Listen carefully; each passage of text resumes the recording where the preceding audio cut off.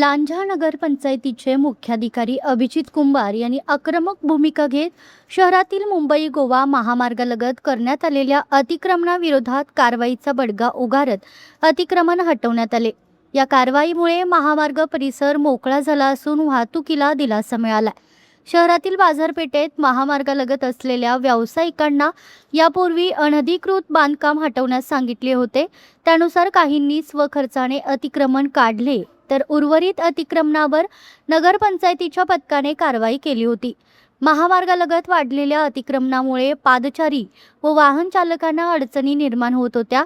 तसेच गटारांची साफसफाई आणि पावसाळ्यातील पाण्याचा निचरा यावरही परिणाम होत होता। त्याच पार्श्वभूमीवर शुक्रवारी सकाळपासून अतिक्रमण हटाव मोहीम सुरू झाली। दरम्यान यावेळी अतिक्रमण हटवताना व्यावसायिक आणि शासकीय अधिकारी यांमध्ये बाचाबाची होऊन वातावरण तापलं होतं। मुख्याधिकारी यांच्या मार्गदर्शनाखाली ही मोहीम राबवण्यात आली। यावेळी नगरपंचायतीचे कर्मचारी, राष्ट्रीय महामार्ग विभागाचे अधिकारी तसेच पोलीस बंदोबस्त उपस्थित होता।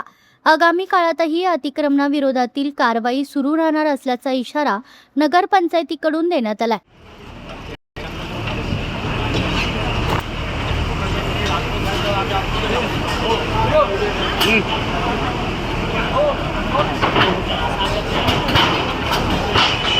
जेवलात काय वाढकर सर?